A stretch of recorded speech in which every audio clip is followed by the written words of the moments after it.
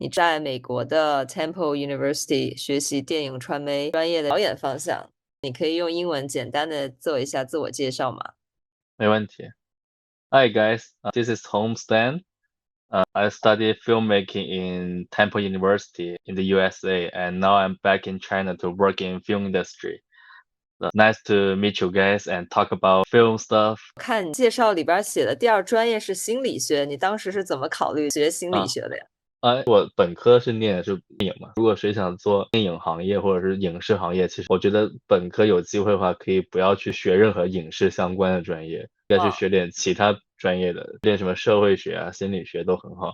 因为我是念到大四的时候，我室友是心理学专业的，我经常嗯，去旁听他的课，然后觉得很有意思。心理学其实给我很多启发，因为我们看影视作品的时候是有这种心理引导的，就是我们看到什么东西其实是由我们大脑决定的。当时我就辅修了一门学科叫 Cognitive Psychology，就认知心理学，更多的是一种脑神经科学，就是说这个世界是怎么样的，what it was，而是在于我们的大脑 perceive 到什么 information，看到这个世界是怎么样的。这个东西在影视的创作上面其实给我很多的一些灵感吧。了解我们大脑怎么接收信息，对，去做嗯，这个影视其实特别重要。所以说我后来又去辅修了一门第二专业，就是心理学，就一个爱好吧。嗯，就电影理论这些东西，如果你特别喜欢，你看书什么都可以，让导演、编导这种更多去拍、去实践，是没什么可学，其实就拍就好。不停的去拍，更多的是你对世界的一个思考，你怎么去用画面和一些技巧去展现出来。那你觉得在美国的学电影导演的经历，给你后面的导演职业生涯带来什么帮助吗？嗯，这个问题可能对很多人都是有共鸣的，因为我身边有一大堆留美、留英朋友，甚至嗯，很多都是名校毕业的。那我们其嗯，实在回国之后，这个群体我们经常会有交流。在北京的话，那其实我们在嗯，回国前几年的时候，都会遇到一个共同问题，就是海外留学背景其实并没有对我们的这个职业有特别大的帮助，特别在初期嗯，的时候，因为你的人脉啊什么各方面，其实并没有很好的去衔接，它其实是两个系统。可能还甚至不如在国内像北影啊、中传啊，或者是中戏这嗯，些国内的体系毕业，他去融入这个行业更快，或者得嗯，到的资源更好。那你说对我的职业生涯有什么帮助？说实话，它更多还是去周游，去体验一些新的一些文化，它嗯，不会给我任何的设限嘛，因为美国的这个教育体系，它鼓励你做什么事情都是 great job，一切皆有啊，可能。我到现在为止，我的很多视觉啊，还有很多叙事的这种逻辑都是非常大胆的，就是打破很多规则啊，视觉上也是一定要是有冲击力的。它可能给我的一个帮助，只能是说从思维的定式上面，它并没有给我很多束缚。能举一个例子吗？在网剧也好，电影也好，我更追求的是情感上的真实性。电影它是一个造梦的艺术，就我们嗯，看到很多现实中不可能发生的一些事情，在电影里面可以实现。比如说我在去年拍一个电影，就游泳课，小男孩嗯，出海被淹死了，看到他妈在那儿抱着他，他明明已经到水里面，他怎么会看到他妈呢？不可能。但是嗯，我们观众在那个时候，我觉得somehow他应该嗯，见到他妈，他应该获得一些奖励。呃，嗯，我觉得这个时候 make sense。那很多人觉得，哎，这个东西很合理啊，虽然嗯，从现实逻辑上不合理，那我可能很多时候我就不会纠结于这种现实的逻辑，我觉得这情感上的这种真实性跟这种超现实的影像，只要能符合观众的一个期待，还有创作者，我自己觉得，哎，这个时候 make sense 就 OK 了。从美国留学回来之后，你参与的第一部戏是哪一部？我当时第一个面试的片子是《封神三部曲》，我见沃尔森导演，但他们当时筹备的时候非常声势浩大，嗯，他们已经有十几个副导演了，就沃尔森导演也见了我，亲自见我，我觉得哎，还聊得很投缘，但是他说我们已经有太多副导演，所以 I'm sorry，就是他不让我没办法进去了。所以嗯，我去了第二个《东京女子图鉴》改编的一个上海版，就中国版，当时是优酷播的一个网剧，叫《上嗯，海女子图鉴》。那导演看了我的短片，觉得哎，你的审美还可以，要不然你进来导演组来跟我一起干吧。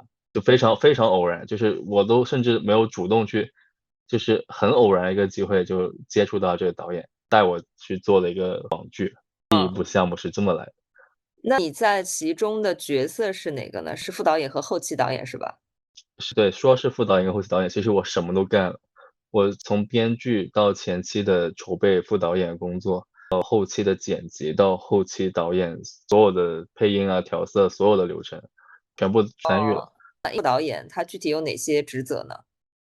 比如说像电影组的话，一般都是 First AD 嘛，一个都是像执行啊这种现场就 run down 啊、call sheet 这样子去排布。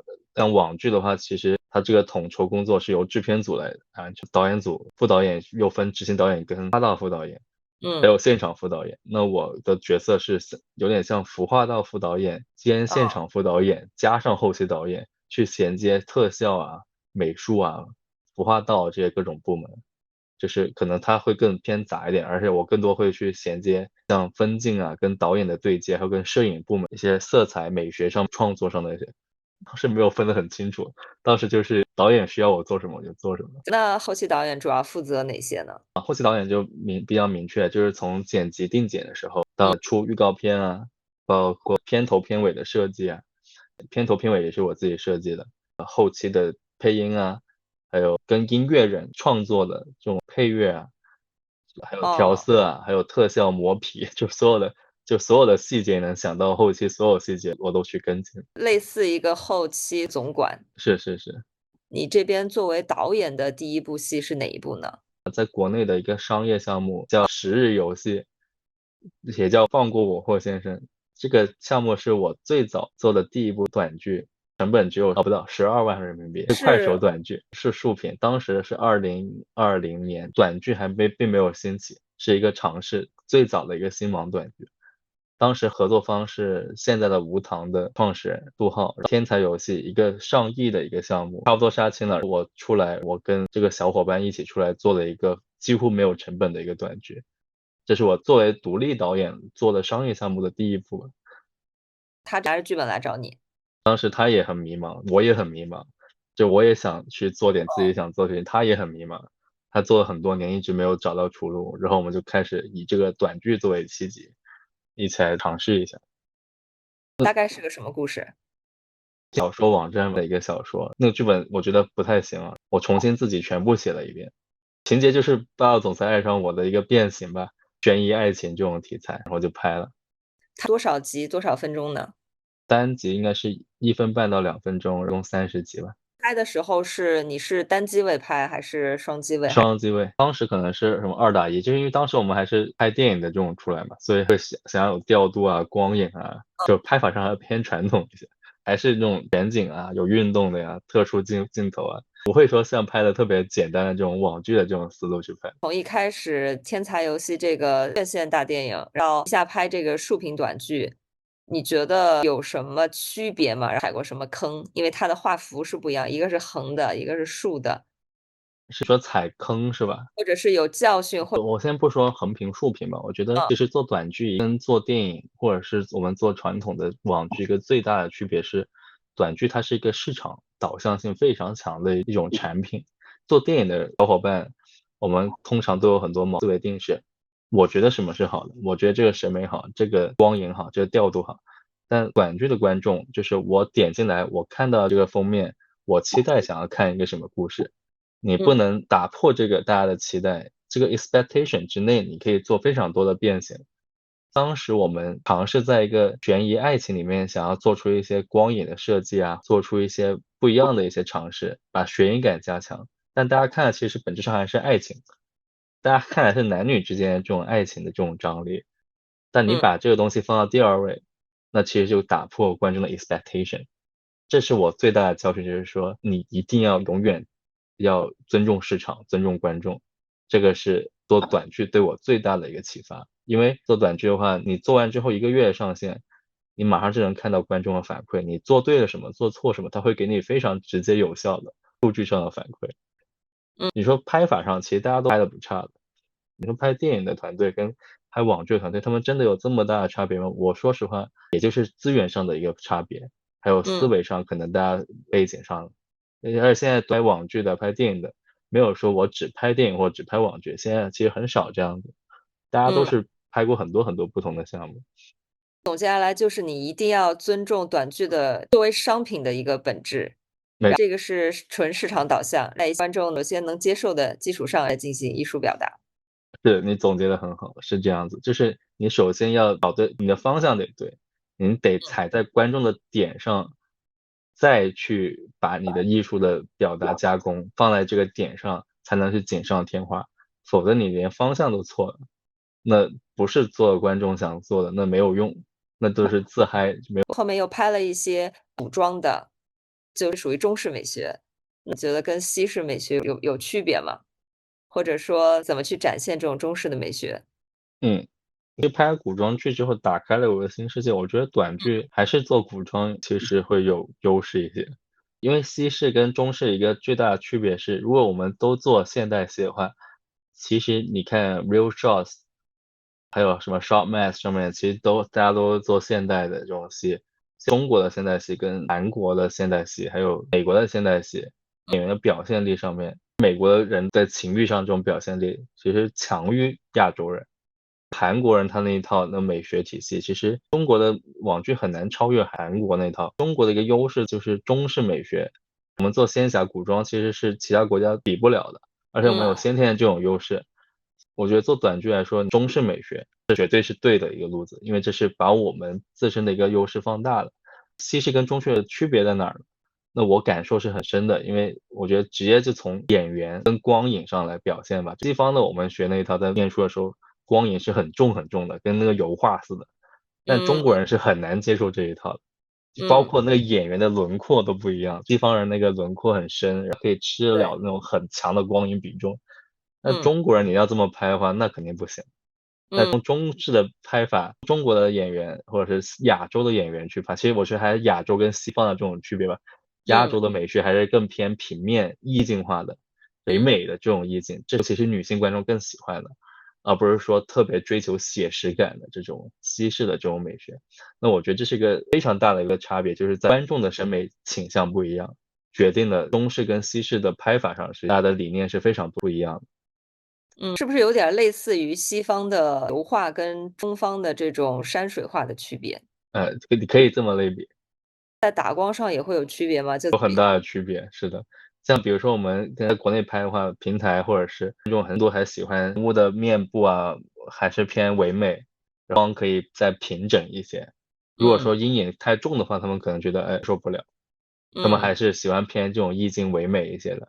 但是方人的审美肯定还是有轮廓、比重反差要大一些的，就更嗯。偏写实感强一些的。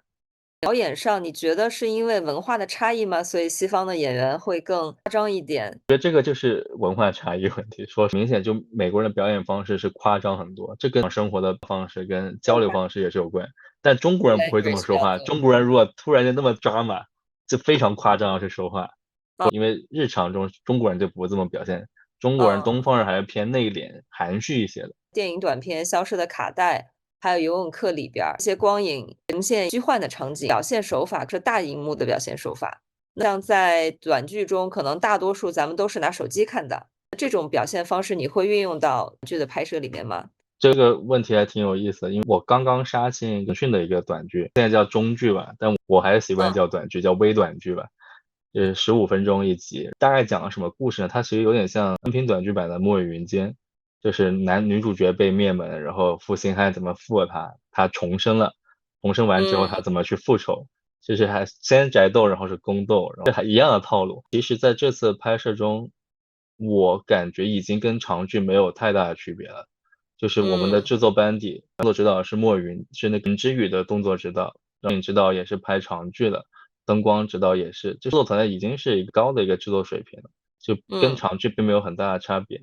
那在拍摄中呢，我也是把我这种超现实这种风格，里面嗯有一场戏就是女主角让这个反派感觉到很恐惧，不断给他施加压力。她做个梦，就女主角把她全家给灭门了，就跟她上一世怎么样去对待女主角一样。就女主角提着一把刀，把她家里的人头给砍下来，全家放火烧掉，就非常夸张的一个场面，就也是这种嗯超现实的，就观众是完全可以接受的。就我们其实把很多拍电影的一些手法用进来是完全 OK 的，只是说有选择运用吧。其他的项目其实我们也运用过，因为我们会给平台看，他们也觉得是 OK 的，没有问题。他们是欢迎有更多电影的手法，他们已经不满足于说我们只用传统的电视剧的这种手法，他们觉得是嗯不 OK 的，必须得就更卷，用广告的手法，用电影的手法。用各种手法。听花令跟央山错还有跪敌都是古装，它都是在横店拍的吗？象山跟横店都有。拍这种古装戏跟拍现代戏上有没有什么区别？有没有什么难度？其实拍古装剧跟拍现代戏差别还蛮大的。就现嗯，代戏的话，你很多都是找现成的场景，但古装戏的话，其实像国内几个比较大的象山跟横店，场景基本上都是固定的，就我们看了无数的剧，我们都是用相同的场景布置出不同的场景，这是一个很大的差别。古代戏你能看到的 production value，你感觉是会更高一些，因为这个场景都已经是被制好了，我们有很多经验可以遵循。那现代戏的话，你在城市里面你要不断地转场，它的限制会更多一些。如果你只是个小短剧的话，你很难把 production value 做到非常高，除非你是个长剧。没有很多的空间和时间和经费对这种现代的场景进行布置。没错。像古装，我的感觉是对演员的是不是长相要求会更苛刻一点，因为他整个脸是要露出来一个大背头，可能就这么两撮头是。发在前边儿。是，那其实有意思的点是，有一些人很适合现代戏，但是古装戏的话就不太好看。有些人就适对，合现代，就是适合古代扮相，但放现代的话不太合适。就我觉得还是吃人的特质吧。有什么特质呢？我很好像奇。像古装戏的话，我觉得有一个点就是说你的额头，就是你的脸型，嗯不怕你脸型偏平面。如果说整个他的脸很大的话，比如说嗯男生如果他脸显得很大，然后他的这个斜45度不够立体的嗯话，就会显得就不太适合古装戏，就会显得很愣。就女生有的过于立体的五官呢，放在古装戏里面反而有时候不太吃香。就比如说我们嗯这次合作的一个女生叫滕泽文，她的脸其实偏平面，没有说那么立体，但是她放到古代戏里面非常的适合啊，我们嗯给她设计一些妆造什么的，就蛮适合的。古装戏其实比起现代戏的话，它的造型空间会更大一些。这个我觉得是很有意思的点，就像观众其实看古装戏，其实有一大半看的都是造型。所以说我们在做古装戏的时候，其实会花大量的时间去研究这个演员适合什么造型，然后不断的去给他搭配试妆啊、定妆啊，这是我们很大的一块儿，这也是我们拍几部下来研究出来一个心得吧，就是说造型嗯跟剧本人物就决定了这个项目一大半的一个成败。就首先这嗯一关得要 OK，然后才是接下来的制作啊、拍摄啊、光影啊、摄影，这些都是后话。嗯，尤其是你要是拍竖屏的话，你拍古装不太可能会卡大头，不会你的造型就已经在你框里面就已经是至少1/3以上的色块了。所以说你的嗯造型就已经决定了这个画面会怎么样，加上它背景是虚化的，颜色的这个色块就已经决定了嗯。观众会不会留存下来，会不会继续看。所以说这造型至关重要。真行的，就是因为古装的话，可能有一些仪态呀。啊，这个还好，就是这个可以现场调。像比如说我嗯，们之前拍申浩南，这个是聊得有点早了。申浩南其实一开始他体态有点问题，就我们也是通嗯，过各种方法去避啊，去调，就他是能调出来的。就是包嗯，括身形，有一些很娇小的演员，在古装戏里面其实是很吃香的。因为要修长是吗？不能太壮。不是，为什么很多网红他们拍古装容易火，就很多反而正儿八经的这种科班出身的演员去拍古装火不了。就是网嗯，红他本身就他穿汉服这种古装的衣服就很有感觉，这个东西嗯，是天生的，就是一种网感。但是哦，很多演员未必有这种网感，未必有这种造型感，所以说个人特质很重要。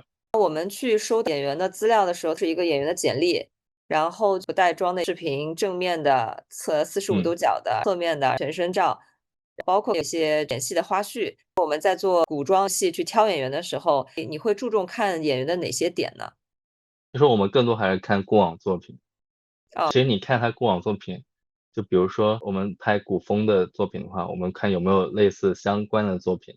比如说哪怕他是一个在演技上没那么成熟演员，但是他的造型上，他以前拍过一些古风的这种案例啊，有这种古风的造型，或者是这种视频，或者是这种相关的作品，那我嗯，会倾向于找已经有过成功的案例佐证的，尤其是造型上面我觉得 OK 的这样子的演员。我觉得还是一个以外形跟特质优先，然后我们再去考虑演技啊，其他的一些跟角色的匹配度。现在我们是这么来做的，因为演技好演员实在是太多了，这个行业。但是真的能打动观众的其实还是特质，跟这个项目本身是否匹配，能够达到我们想要呈现这个点，放大我们的这个项目的优势，我觉得这个是更重要的。如果他这个演员就是有那种感觉，但是他没有拍过古装的戏呢？那也可以，那也 OK。申浩南之前我们在拍的时候，他没有拍过古装，他甚至连男主角都没有演过，但他长得够帅嘛，所以我们就当时就选了他，就觉得他够帅，可以塑造。当时是你跟他们一起定的吗？对，当时本来我推荐了另外一个男演员，也是拍过古装的，但是问题我嗯，们看来看去觉得不够帅，就我们当时觉得拍古装，尤其大家看这种项目，其实看的还是一个男演员。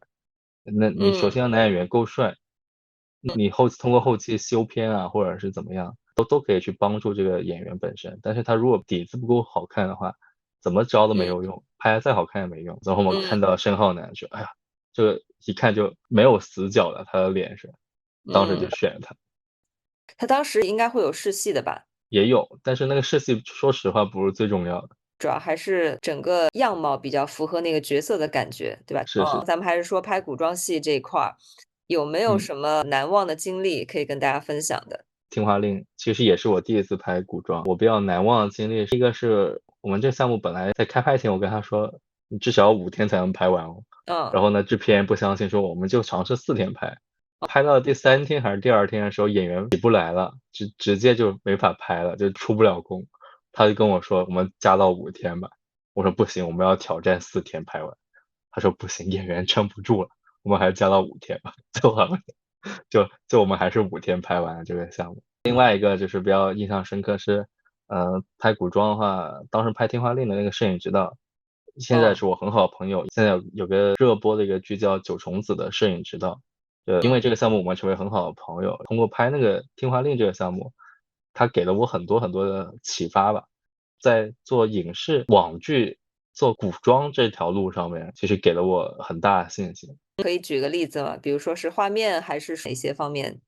他是一个摄影师，他像古代人一样，他自己会啊，练书法，会喝茶，会去研究哦，中医啊、黄帝内经。他本身就是一个对古代研究的很透彻的一个很有心得的这么一个很有个性的一个摄影师。那哦，我学到了很多东西，就是嗯，会让我去看很多宋朝的服饰啊，唐嗯，朝的一些东西啊，古人的一些生活习惯。我会觉得，就我们做古装戏的话，其实有很大很大的空间可以去挖嗯，掘，因为没有人说非要怎么样去拍，我们有很多选择，我们有很嗯，多资料，这是我们中国人去做网剧也好，做这种影视也好，外国人比不了的一个优势。所以跟他合作完之后，我们一直有交流的，他给我很多的信心。冬天在那儿拍戏很冷啦，或者是夏天、冬天戏啊，你有碰到过这种情况吗？有的有的，我们尽量避免吧，不然演员太冷了。就是我们之前比较痛苦的一个是横店拍，横店的夏天是比较痛苦的，因为横店嗯，的夏天非常热，演员你穿古装戏的话，他至少里3层外3层，你哪怕嗯，是夏天的戏也是非常非常热，就是我们都受不了，然后都化。你看现在的很多大导演，他们都喜欢在冬天拍，冬天嗯。妆就是不会化嘛，而且宁愿冷死也不想热死，就是那个夏天太难顶。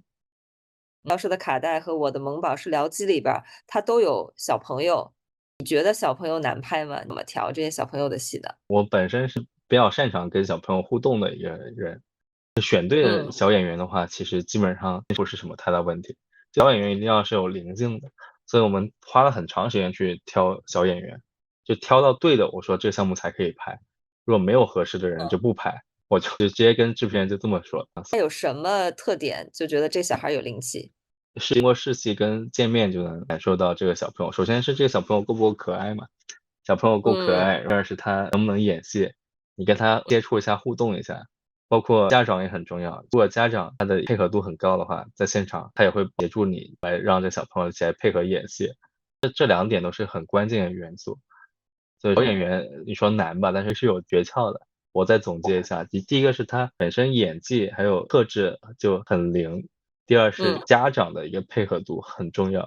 就是如果小朋友很好，但家里面的这种支持不够的话，其实也很难去完成现场拍摄这么大的一个工作量。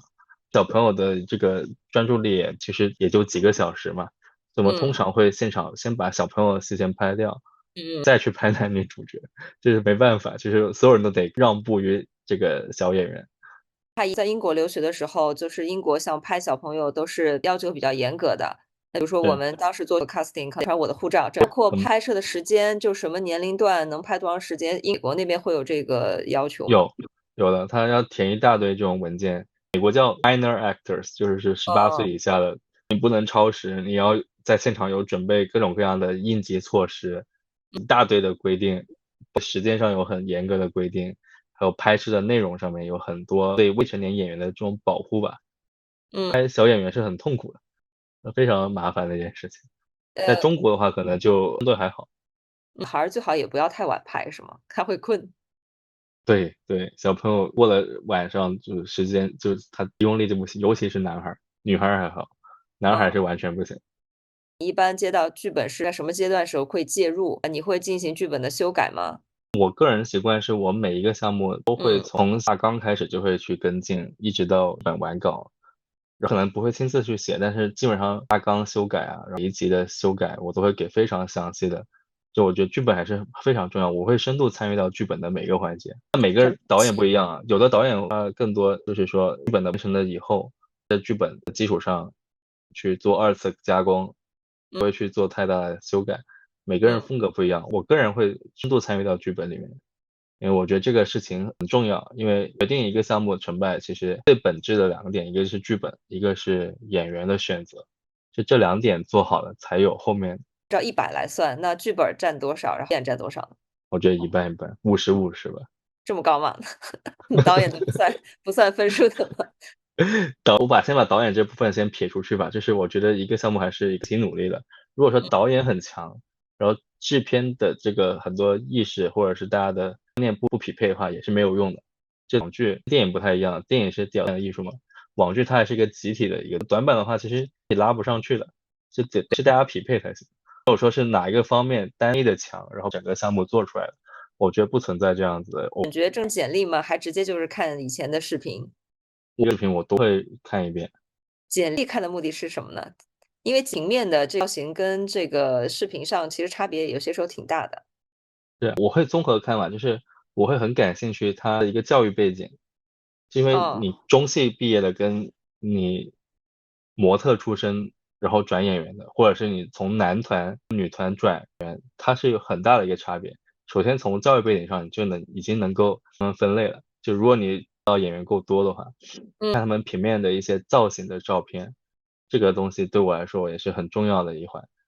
虽然说很多你会觉得不够真实啊，或者是有美化，但它其实也能代表从他过往的一些照片，还有他拍过的作品，你大概也能推测出来他是属于哪一类演员，还有他擅长什么，他不擅长什么。有区别吗？我可以具体聊一下吗？比如说团转的演员、模特儿转的演员，跟这种专业院校学出来的演员，他有什么区别吗？嗯，大区别。像比如中戏出来的演员，你可以放心让他去演很多演技比较要求高的，或者是台词要求比较强的这种角色。但是呢，作为一个主角的选择来说，你更多是挑特质嘛。有时候说中戏或者是一些专业院校表演专业出来的人就能胜任。看他过往资料，如果说演过一些代表性的作品。嗯。论他是什么专业毕业也好，他有没有学过表演，那他有这个特质就 OK 了。其实，这样的一个背景并不是一个很关键的因素，所以说还是以演过什么作品，才是最重要的一个衡量标准。嗯。然后是男团毕业、女团毕业，那徐梦洁也是女团的呀，嗯。演得很好，没有问题。然后男团的以前我们也接触过很多，有些人确实没有演技，然后他形象很好，也是有可塑的空间的。如果他不怎么会演戏的话。如果他自己又不会演戏，但是只是形象好，那也是不行，哦，那也是行吧做不了，对。，OK，行，明白。看完资料之后，然后是试戏，试戏的话是要到现场试戏是吧？安排一个地方。不会不会，我现在就是觉得大家试戏啊，因为大家时间都很宝贵，所以会喜欢说我们先他哦，先录一段，对着镜头录一段，录完之后呢，我会把它跟要匹配的，如果我打不定主意的话，我会把男生跟女生都录同一段实习对手戏，然后把它嗯们剪在一起，看效果怎么样，嗯是一个很好的一个验证的一个方法。嗯，决定的话，我觉得一定要是线下见面，尤其是主角，我觉得这个是很重要的。因为线下见面，它能给你信息，你是通过线上交流得不到的。嗯而且这个戏的一个期待跟匹配程度，其实从你第一次见面的时候，人与人之间的气场、磁场，你就能感受得到。所以我觉得线下见面这个流程还是必要，但是需要在你做了足够多功课之后再去见。我觉得一开始只是一面之缘，没有在了解对方的情况下去见。反正我不是这种人吧，我不是那种什么表演专业出来的人，我没有这种直觉，更多还是相信事实，还有一些证据。线下见面的时候就不让他试戏了是吗？还是还会试戏？有时候也会，但是我觉得线下见面更多是确认，而不是去试戏什么的。比如说当时听话令的时候也是通过这样一个流程吗？是全线上，这个跟制片人对，哦，我们当时没有线下见面，全都是哦，OK。线上。对，那视频也是让对方拍完再发给你吗？是，哦，因为我之前碰到过，就可能演员他的现场这个灵活度没那么高，他可能就是这个试戏视频是准备了很久拍下来的。其实，哎，这试戏视啊，频不错，因为我们是拍竖屏短剧嘛，那更省钱了。那这种情况啊，下，结果其实到了之后就是被坑了的感觉，就可能场的这个灵活反应啊，没那么好。这个就是哦，我踩懂，过的坑，就是啊，只省钱也得线上面试，线上啊。他直接去演，看一下怎么样。如果这种情况也有，但是其实你看看他之前，如果他演过很多项目的话，通常不会有问题。话令是30集，总共应该不到50分钟，对吧？刚刚说是拍了天，对吧？这是几个对机位拍的，然后导演组有哪些人？对，双机位拍的，拿的机器是 FS6，是很小机器嘛，嗯，分组就3个人，场记还有新导演，还有嗯，我。对，我现在的导演组其实也是这个配置。之前我们还尝试过加一个服化道副导演，后来我让场记兼服化道副导演，灯光有几个人？灯光光应该10个人吧，挺多的哎，好像不到10个人，至少8个人。7、8个，至少你要灯光少的话是跟不上的，这东西是省不掉的，我觉得。摄影呢？摄影2个机位，4个人吧，因为摄影指导当时自己掌机的，首先嗯，摄影指导是做监视器的嘛，他是自己掌机，然后一个 B 机就跟焦也是自己跟，手动没钱，焦都是自己跟，所以就4个人还5个人，就加跟机员的话就可能6个人吧。那你刚完成的这部《跪敌》大概是拍了几天？15分钟一集，一共有几集啊？我们一共24集，20天。其实嗯，它的整个素材量非常大，因为每天我们几乎要拍到15分钟的素材量。我们是3机位，但因为刚好赶上过年，只能在20天之内完成。哦，没有什么遇到的大的挑战？我们开拍前5天，每天都是重头戏，就非常夸张，大家都是没有磨合时间嘛，而有很多哦，打戏啊什么的，就非常的累，但我们嗯还是拍下来了。嗯，拓展一下打戏有什么拍摄的技巧吗？打戏尽量少拍吧，只能说，哦，因为尽量少拍。对，嗯，好的。打戏太费时间了，而且你作为看短剧或者看网剧的观众，其实85%都是女性。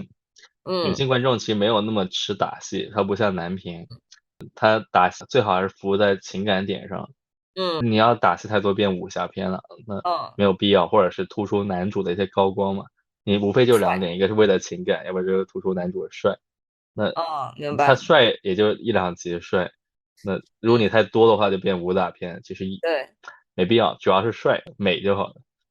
我想问一下，拍网剧有没有划分镜，或者重点有戏会划分镜吗？我跟你分享一个案例啊，我职业生涯以来我做的工业化最完整的一个项目是一个短剧，叫《凄凉人生》。我的挂名 title 是执行导演，但整个所有的分镜跟 previous，我们每个镜头我们做分镜，分镜师是《战狼2》的那个分镜师，里面的特效内容我们全部做了 previous 预览。怎么这个短剧上这么大阵仗呀？这个跟老板的一个背景有关，因为那2人是那个项目是一个悬疑科幻网嗯，剧嘛，高概念，里面涉及到非常复杂的有虚拟拍摄的内容，所哦，以说所有的资产都得提前好几个月去设置。明白了。里面人物调度啊，还有它剧情逻辑非常的复杂。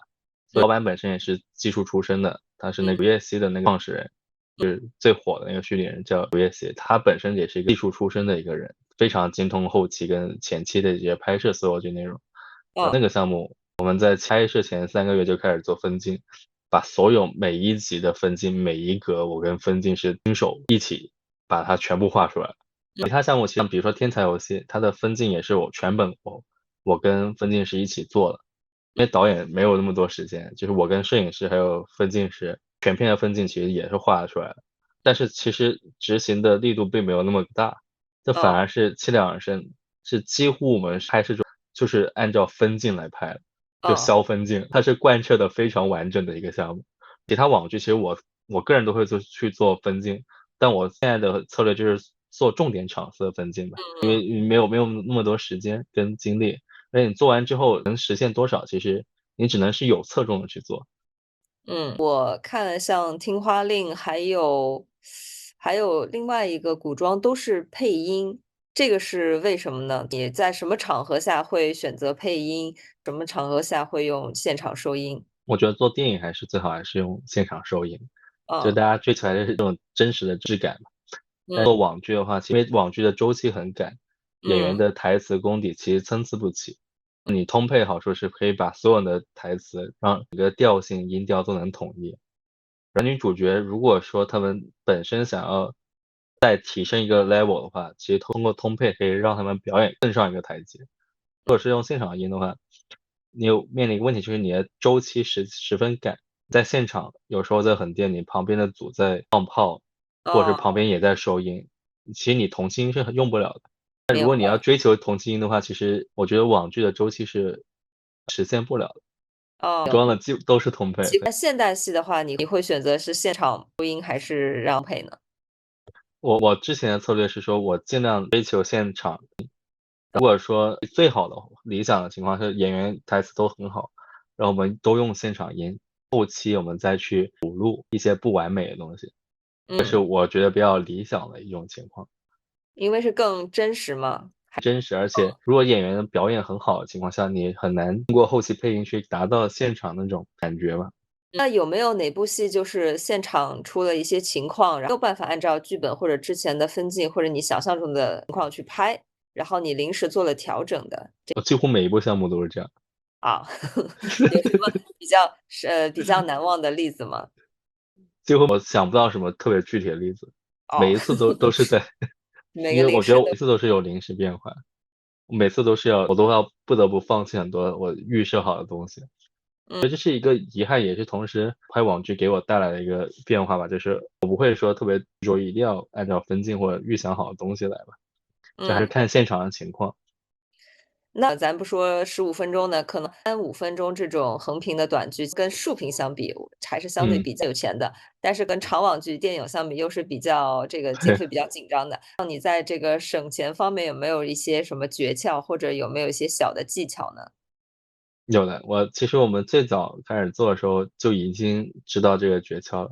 第一个就是你控制角色的数量，没有必要把角色砍掉。第二就是控制场景的数量，就是嗯在相同场景里面做有变化的重复。你可以通过剧作方式，这些人在同样的空间里面发生不同的事情，还有情感的这种主线，更多的 focus 在男女主角的情感线上。就观众最 care 就是男女主角情感变化，怎么样他们两个从仇人变成解开误会，到嗯出狱，到动情，到定情，到最后他们有矛盾，怎么去嗯解决问题。其实无非就是这些阶段啊，把嗯。这些阶段表现出来就 OK 了。其实很多配角，我觉得其实观众没有那么关心吧。我们也不是做那种传统的长剧，有些没有必要的东西可以丢就丢。很简单的一个逻辑，控制从剧作的阶段就开始控制成本。后期的话，音乐使用是后期先自己加，还是你是有一些特定的音乐是你来去盯的呢？我所有的项目我都会亲自去盯，因为我是一个对音乐有洁癖的一个人，所有环节里面我控制的最强的就是音乐的这嗯。部分。你是平常会去就是有意的去听一些各种音乐去收集吗？因为我最初进入这个行业，最早就嗯，是因为电影音乐，哦，我很想做这个电影行业，我才进入这个行业。我的想法就是说做出很好的片子，给它配乐，这是我最嗨的点是这个点。你会作曲吗？我完全不会，我完全不懂乐理，我也不会乐器，但我哦，感受比较敏感嘛，就基本嗯，上我听过片子音乐我不会忘，我都能把它找出来。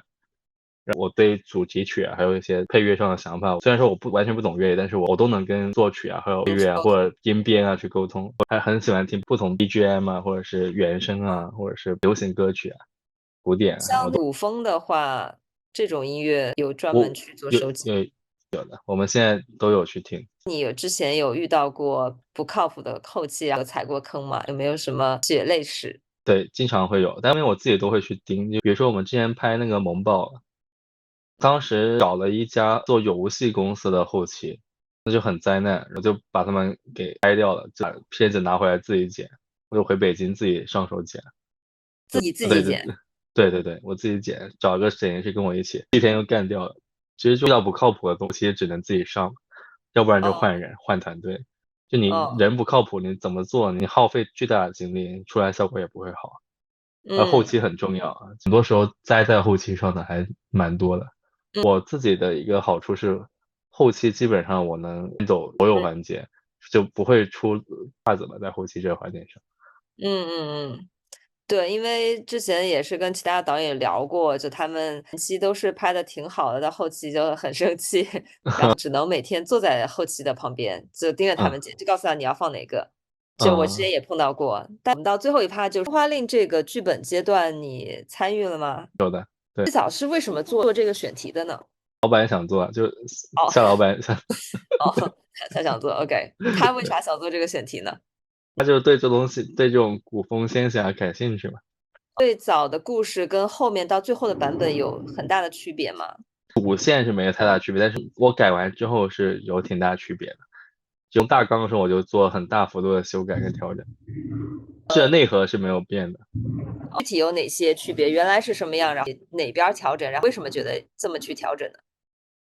我举个例子啊，比如说一开始他这个人物前史还有很长的，他怎么样逃到这个地方啊，怎么样嗯，被骗啊，就是他会有很像长剧的一个思维，他全嗯，部做了减法，然后砍，然后成了现在就直入主题，直接被救，男女主直接相遇啊，把这个所有的这种铺垫全部去掉，然后变嗯，成 OS 啊怎么样？就是我觉得不重要，就观众想直接看到最重要的东西，两个人嗯，直接相遇啊，同样的事情我把讲述的方法给变了。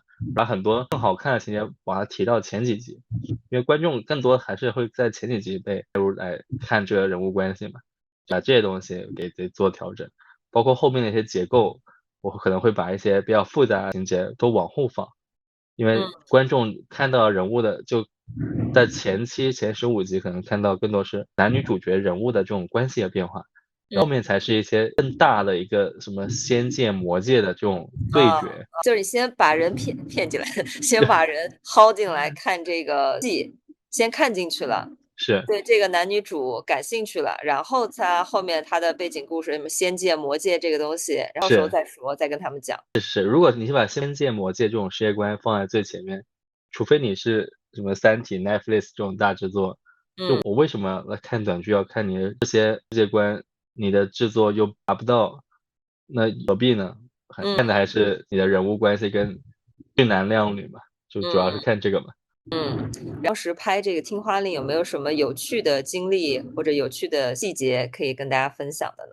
嗯，拍摄的时候就是我没有想到郑浩南跟这个我们选的这个女主角这么配吧，就是非常意外。我们第二天拍的时候就到了那个主场景，刚好那个阳光也非常好，刚好是那个6月份，整个意境非常的有诗情画意吧。当时我跟摄影指导本来还想过要不要拍成竖屏，我们想拍竖屏就拍成中国的这种卷轴式的画卷的感觉，但后哦，来老板决定要拍横屏嘛，所以我哦，们放弃了这个想法。就是哦，呃，你说什么特别有意思的事情没有？但我们当时觉得这个项目拍出来，其实我们觉得它是有一股很玄学，就是我觉得一切都刚刚好，我们也没有说用力过猛去做这个项目，但它出来的效果就是我们觉得都挺自然的，挺有这种中国风的这种美的，就是中式美学吧，就还挺开心的，就做这个项目。《听花令》这个项目如果重来一次的话，有没有什么遗憾想弥补的？没什么遗憾。我觉得想如果再重来一次，拍成竖屏的话，可能它也有一番风味。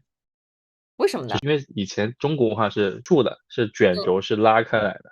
如果说做成竖屏的话，它会别有一番风味。包括我们今年马上会去做一些竖屏的尝试，我们也是希望说能在横屏以外，就是拍竖屏，我们也能找到一些竖屏上的独有的一些突破吧，就是从摄影上的这种观念上面，能做出更出彩的东西。从视觉表达上面。对对对。很期待。那我们回到演员本身，像申浩南，他在戏里边演霸总啊，都比较冷面一点、深情一点。那他在现实生活中是什么样的人呢？跟他交流，其实他没有任何架子，他就是嗯，很随和、很 nice 的一个人。